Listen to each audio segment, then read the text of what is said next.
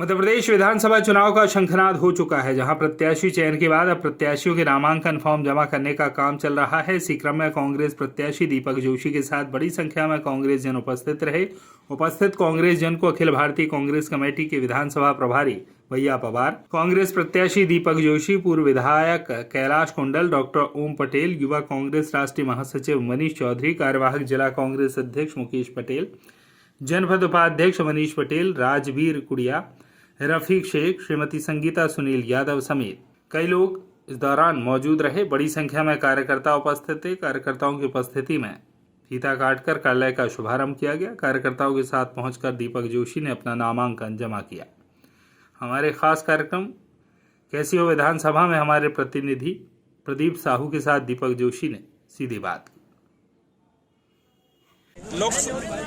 लोकतंत्र के महाकुंभ में विधानसभा चुनाव के मद्देनजर जहां आज नामांकन प्रत्याशी जमा करने पहुंचे हैं, दोनों ही दल के प्रत्याशी जो अधिकृत हैं वो नामांकन जमा करने पहुंचे हैं।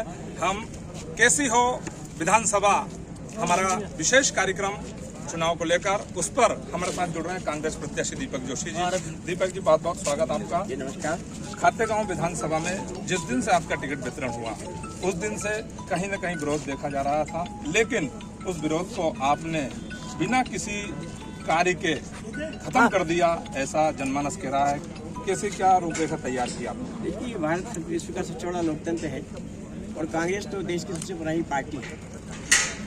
इस आधार पे टिकट के दावेदार बहुत से लोग हो सकते हैं, उनकी मांग भी जायज़ है, क्योंकि हर कार्यकर्ता का हक है कि वो टिकट मांग सकता है। कार्यकर्ता को टिकट लेने का अधिकार, मांगने का अधिकार भी है। इस दृष्टिकोण में हमारे अलग अलग कार्यकर्ता बंधुओं ने टिकट मांगा था, क्योंकि पार्टी ने अपना पैमाना निर्धारित कर रखा था, अपना एक सर्वे का अनुरूप निर्धारित कर रखा था, उसके अनुरूप टिकट बांटने की व्यवस्था थी। उसी टिकट के अनुरूप मुझे टिकट प्राप्त हुआ है। विदिशा लोकसभा क्षेत्र का खातेगांव एक ऐसा विधानसभा है जहां राष्ट्र की नेता सुषमा स्वराज ने भी लोकसभा से अपना नामांकन करके जीती थी। एक पूर्व शिक्षा मंत्री के नाते आज दीपक जोशी भी इस क्षेत्र में है। आपके सामने 2 बार के विधायक जो कि यहाँ से भारतीय जनता पार्टी के रहे, वो आपके सामने चुनाव लड़ रहे हैं। आपका मंत्री पद का अनुभव और इधर विधायक पद का अनुभव कैसा महसूस कर रहे हैं आप जब फील्ड में घूम रहे हैं? तो देखिए, ये हमारा सबसे दूरस्थ क्षेत्र है। खातेगांव कन्नौज देवास जिले का अंतिम छोर है। मां नर्मदा का पावन तट इसके चारों तरफ विराजता एक तरीके से। तो ऐसे दृष्टिकोण में अंतिम क्षेत्र होने के कारण यहाँ शिक्षा, स्वास्थ्य और रोजगार की व्यवस्था पूर्णतः ध्वस्त है। मैंने देखा, जो शिक्षा की व्यवस्था 25 साल पुरानी थी वो आज वैसे की वैसी है। स्वास्थ्य 25 साल पुराना था वो वैसा का वैसे ही।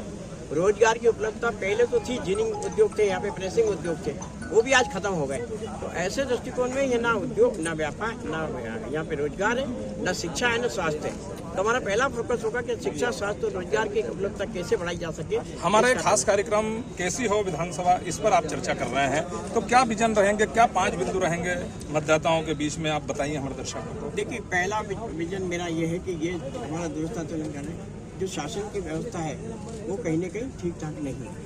हम इसे ये भी कह सकते हैं कि कुशासन है। जनता के काम समय पे नहीं हो रहे, तहसील में जाओ, फॉरेस्ट में जाओ, बिजली में जाओ, जहाँ जाओ वहाँ उपलब्ध नहीं हो रहे। तो ऐसे दृष्टिकोण में हम ये तय कर रहे हैं कि आने वाले कल में हम सबसे पहले प्रशासनिक कसावट जो होना चाहिए। SDM दोनों कार्यालय है, लेकिन लोगों को व्यवस्था सुनिश्चित नहीं हो पाती। तहसील में भ्रष्टाचार की आलम है, नीचे तक भ्रष्टाचार पहुंच चुका है। तो भ्रष्टाचार को रोककर जनता को उसके काम समय पर उपलब्ध हो सके, ये पहली हमारी व्यवस्था होगी। दूसरा, हम शिक्षा के क्षेत्र में करने की कोशिश करेंगे। यहाँ रोजगार होना, कोई भी व्यावसायिक पाठ्यक्रम यहाँ संचालित नहीं हो रहा, ना MBA हो रहा, ना BBA हो रहा, ना फार्मेसी हो रहा, ना नर्सिंग हो रहा। तो ऐसे दृष्टिकोण में बच्चों को आगे बढ़ने के लिए क्या ये पाठ्यक्रम संचालित किया जा सकते, ये करने का प्रयत्न होगा। हमने ये भी सोचा है कि बुद्धि में मुख्यमंत्री जी ने घोषणा की मेडिकल कॉलेज की, क्या मेडिकल कॉलेज हरदा में आ सकता है? अगर हरदा में आ जाएगा तो खातेगांव या हरदा के जाने से व्यवस्था काफी हद तक सुधर सकती है। शिक्षा के क्षेत्र इन काम को लेकर हम शिक्षा के क्षेत्र में भी काम करेंगे। रोजगार के लिए है 110 एकड़ का जो डिप्टी क्षेत्र माननीय कैलाश कुंडल जी ने बनवाया, जमीन अलग थी लेकिन आज तक नहीं बना, उसको आगे बढ़ाने के लिए। क्योंकि हमारी कुछ मुद्दे हैं जिसमें हम खातेगांव क्षेत्र में फोकस करेंगे। ठीक, धन्यवाद। ये थे कांग्रेस प्रत्याशी दीपक जोशी, जिन्होंने अपना पूरा विजन बताया कि किस प्रकार से वो अपने कार्यकाल में यदि उनको विजयश्री मिलती है तो वो क्या क्या परिवर्तन करेंगे इस विधानसभा क्षेत्र में। हमारे कैमरामैन संदीप के साथ प्रदीप साहू की कैसी हो विधानसभा पर विशेष रिपोर्ट।